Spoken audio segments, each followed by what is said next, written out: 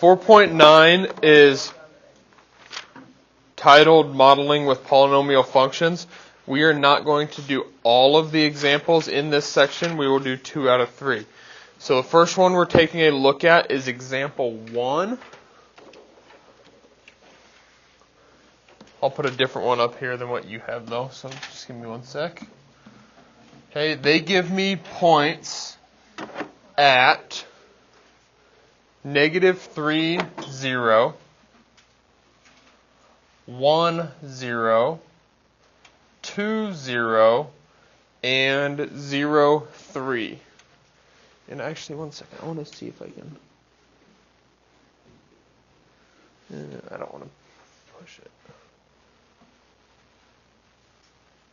Okay. Now, those are the points they give you, and they actually give you the graph also. But I want you to kind of look at this and try to analyze what type of graph this could be, because you're going to have to do that when we get to our next example. Okay, obviously not a parabola. Why do I say that? Like this point over here is really, right?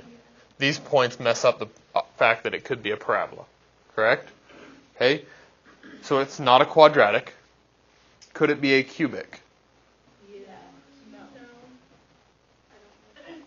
Remember, a cubic starts low, and then it would end up high, right? Okay. Could it start low and end up? Yeah. Could it be a quartic? I suppose it could. How would that work? Maybe it goes down and comes back up? Well, no, because then it would have to... I mean, it could be. Okay. Most likely, though, based on where these points are at, it's probably a cubic. It probably goes like this. Okay. And if you were to try to put other degrees on there, you probably would struggle. Okay. Even the 4th degree there, you notice it was a little bit difficult. Okay. So you're going to have to take that risk sometimes with our second example we're going to do. You're going to have to do your best to try to figure out what type of graph those points are showing you. Okay. So the next thing they want us to do on this particular example, I'm going to remark these points so we can see them clearly. They want us to write the equation of that parabola, or not parabola, excuse me, of that polynomial function, of that cubic graph. Okay. Now, if you remember back when we did parabolas, we had a standard equation, f of x equals a, x minus p, x minus q. Anybody remember what form that was called? Intercept form, where p and q were our intercepts, correct? This still works with cubics, quartics, anything. If it's an intercept, you're going to have a binomial. For example, if I had x minus 7, x plus 3, x plus 12, you'd be able to tell me these are all zeros, right? 7's a 0, negative 3's a 0, negative 12's a 0, correct? What is a 0? Well, it's where my graph does what? Crosses the x-axis.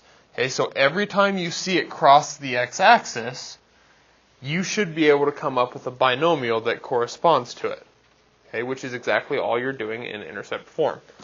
Okay, so this isn't actually, what I'm going to write on the board next isn't actually a form, but what we used in 4th period, we just said this is x minus r. We just added another intercept. Okay, it's the exact same thing. We're just adding another intercept. Okay, we just made up the r. That doesn't mean anything. You won't find that in your book anywhere. It's just a demonstration of how we can add another intercept. So, based on what we have here with our intercepts, this would give me, what would this? X plus 3. This intercept would give me x minus 1.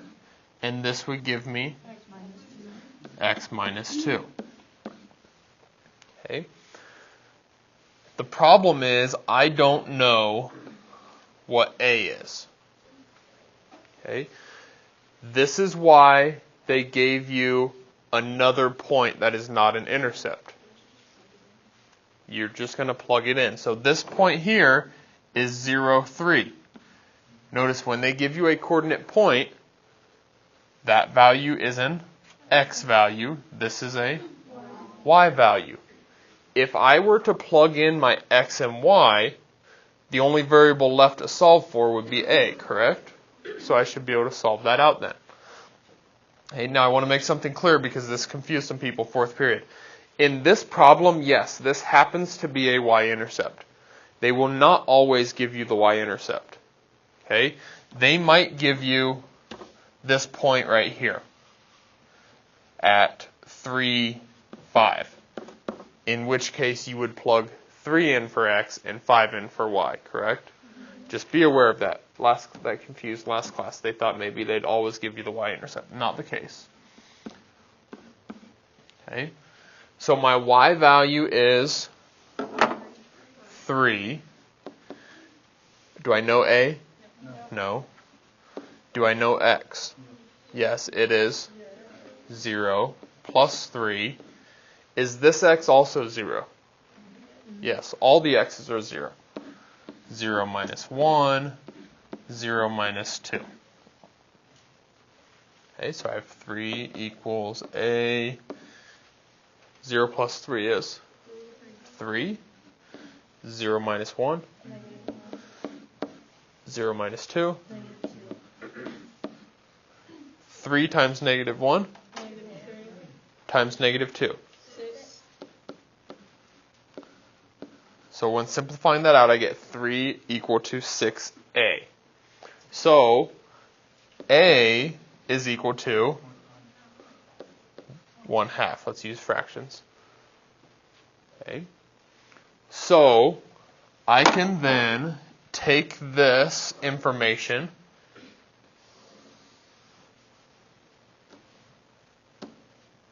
and instead of a in the front, I can put 1/2. You do not need to FOIL those out. Leave it just like that.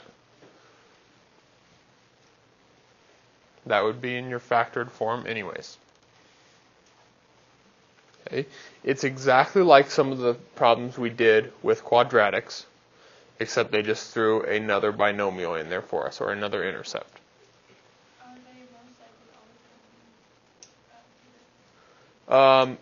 Most likely, yeah, they are all cubics. They give you the graph. I just asked you about that to see the next example. On these problems, they show you the graph. It's problems 3, 4, 5, and 6 if you flip the page. Okay, the next problem I want to take a look at is example 3. And before we do this, I want all of you to go ahead and get your Chromebooks out and go to geogebra.org and go to spreadsheet, please. Okay, so did everybody already click on spreadsheet? Okay. Are we playing there? Okay. All right, so I clicked on spreadsheet. I am going to do, on the bottom of page 222, you're monitoring progress number 4.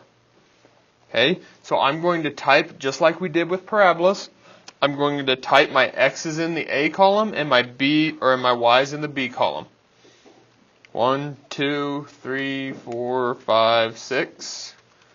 And my y's are 5, 13, 17, 11, 11, 56. I'll give you a second to do that. I want you to follow along here. We should all get the same thing.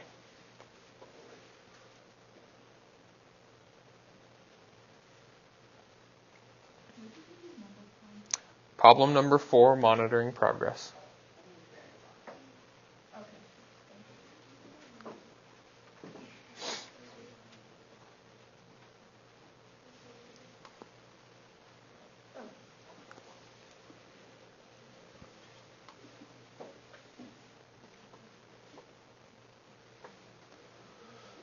Okay, what was the next thing we did when we were trying to write the equation of a quadratic? Highlight all of those, right click, create list of points.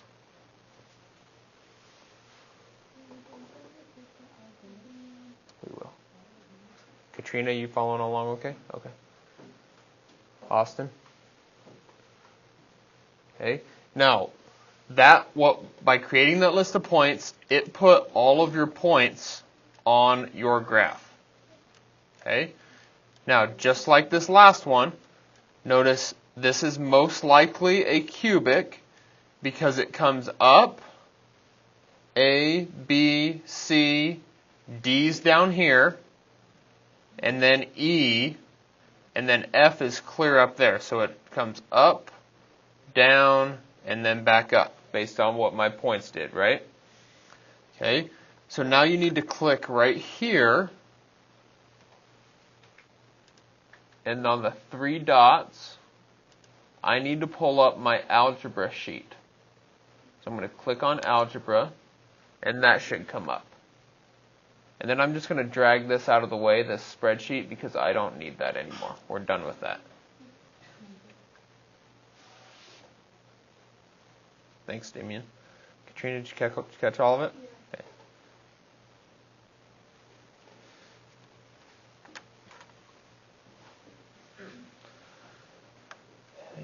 Isa, Regan helping you, or have you done this? Okay. All right. So now I have my list of points. I have all this algebra. What do we type in here with a parabola?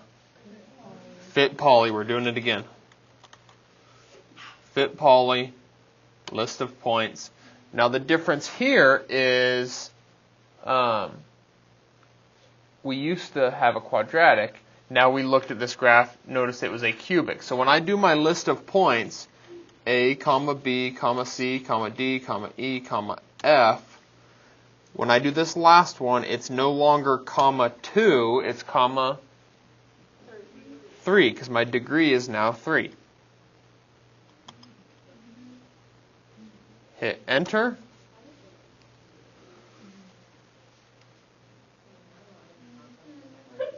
No, yeah, just like with the quadratics, this is a line of best fit. It does not mean that every single point is actually on the graph. What's yours look like? You didn't type comma 3 at the end. You should have A, comma B, comma C, comma D, comma E, comma F, comma 3. Bless you.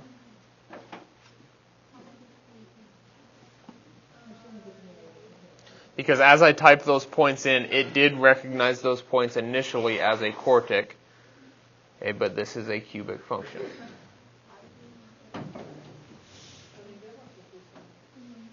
I don't know. You can check in that cupboard right there. That'd be the only place you'd see them if they were there. Do you need to go to the restroom? This is all we're doing here. This is it. Okay. You will have to be able to do that for your assignment and for your test. Okay. For those of you who have been here all year, that's nothing new other than comma 3 instead of comma 2. Otherwise, it's all the same.